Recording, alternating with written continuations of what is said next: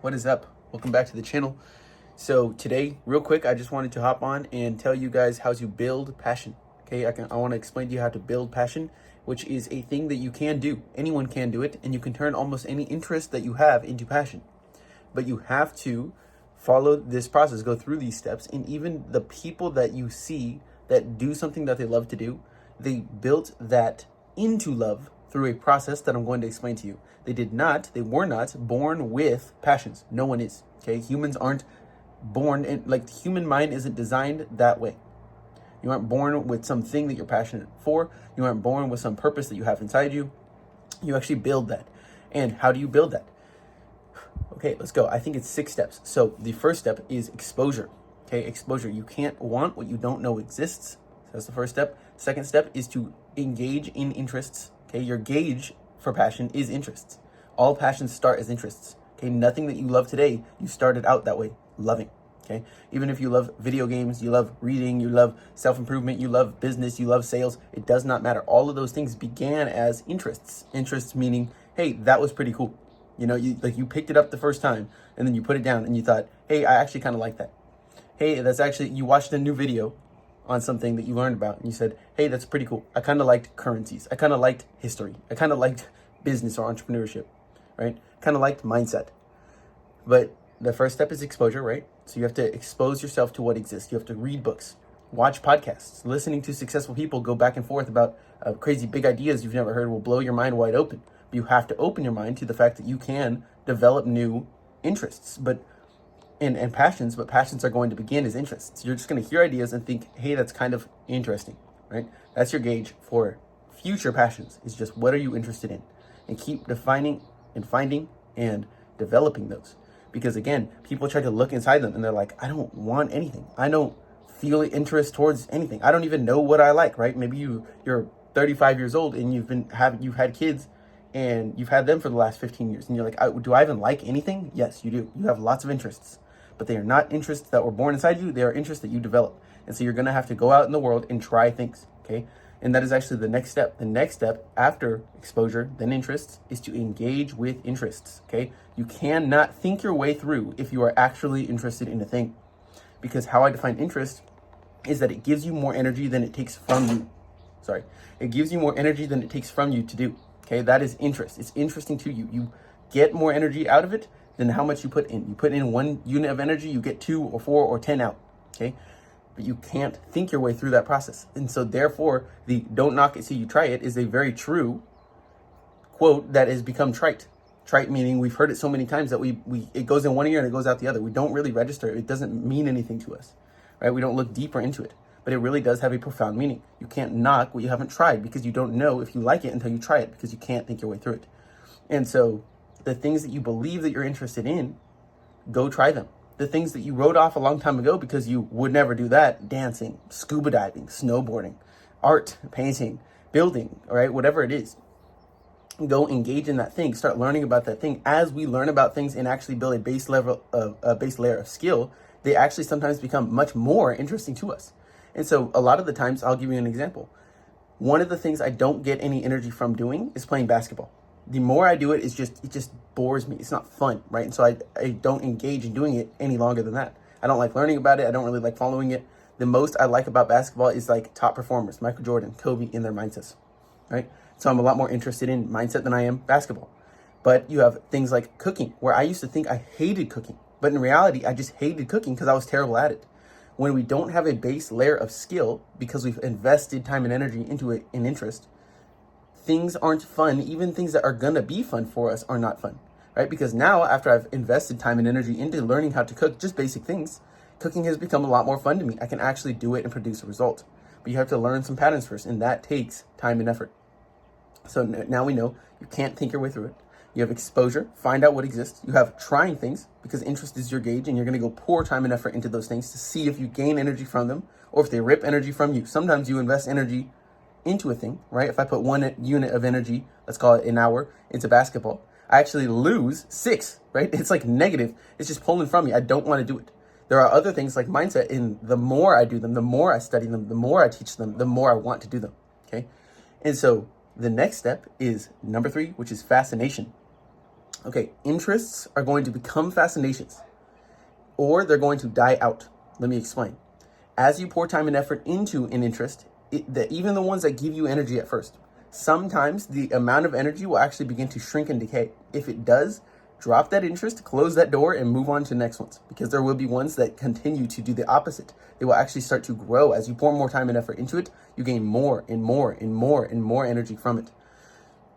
I remember one time there was I think it was a Netflix series or a show called The Last Dance, and I think it was about Michael Jordan. And I remember, or maybe it was Kobe, I'm not sure. And I remember all these parents were coming up with these kids that wanted to play basketball. They were asking Kobe or Jordan, they were asking him, what coaches do I get? How much should he practice? What should he eat? When should he sleep? And all these different things, right? And they went on and on and on. Then he stopped them and said, none of that stuff matters yet. The first step to them ever becoming good is not to do any single regimen, not to do any single practice, not to do any single repetition of any skill. It is to get them to love the game. If you get them to love the game, they'll do all the other stuff. They'll keep going. They'll persist. They'll be consistent. They'll show up. They'll try hard. They'll optimize for the game outside of the game in their real life, right? So get them to love the game. Get yourself to love the game that you're playing, and you will find the way to the top. Go engage in things that you enjoy doing.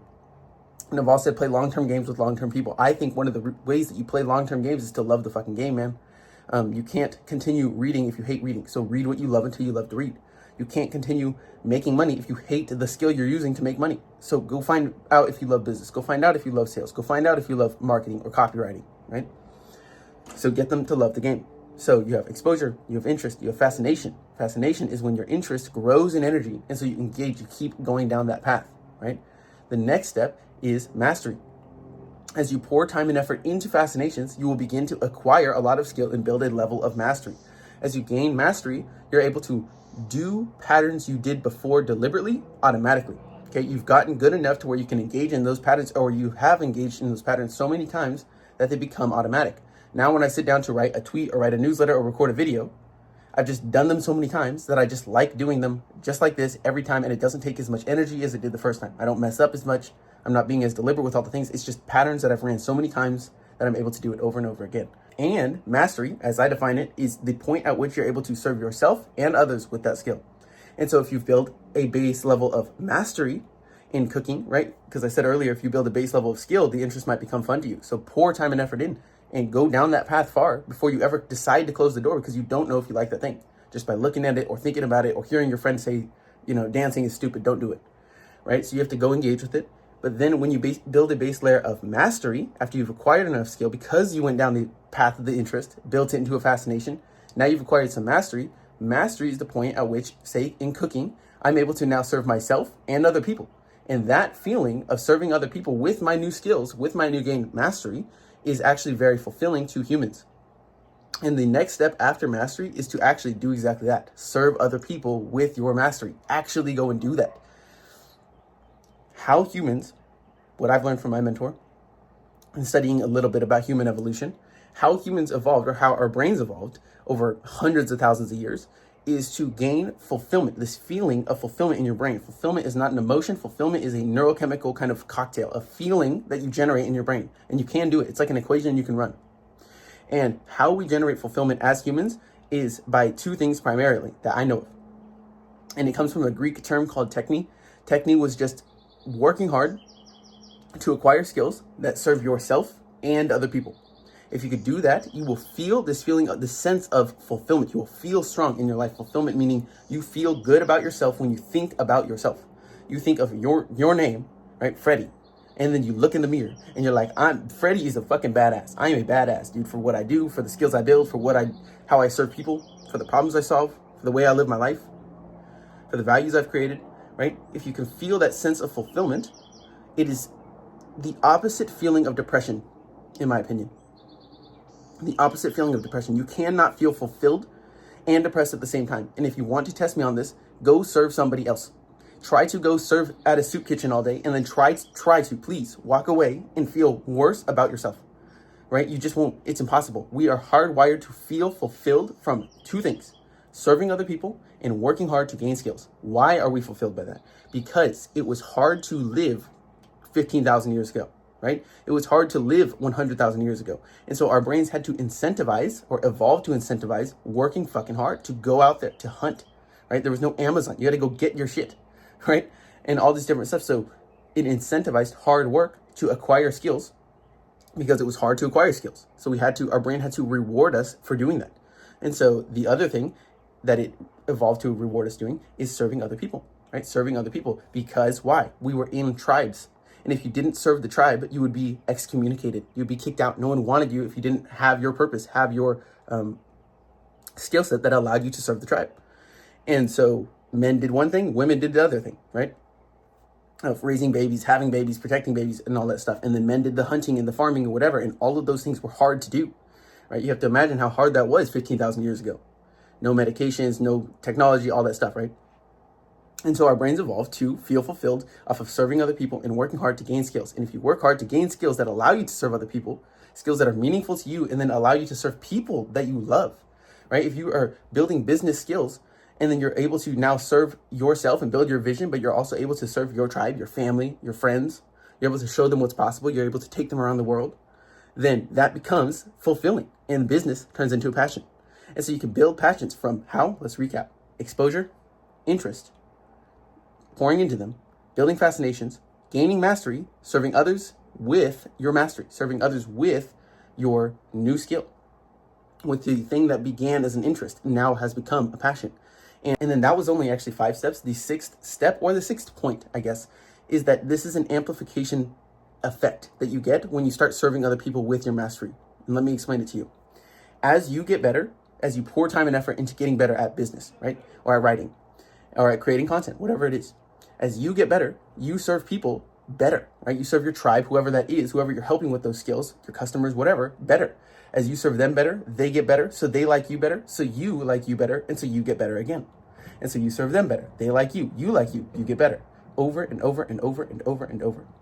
And so if you want to create passion in your life, create, right? Because this is not a thing you find, it is a thing you build. Those are the steps. So that is all I have for you guys today. Thank you so much for spending your time with me, and enjoy your Saturday. Peace.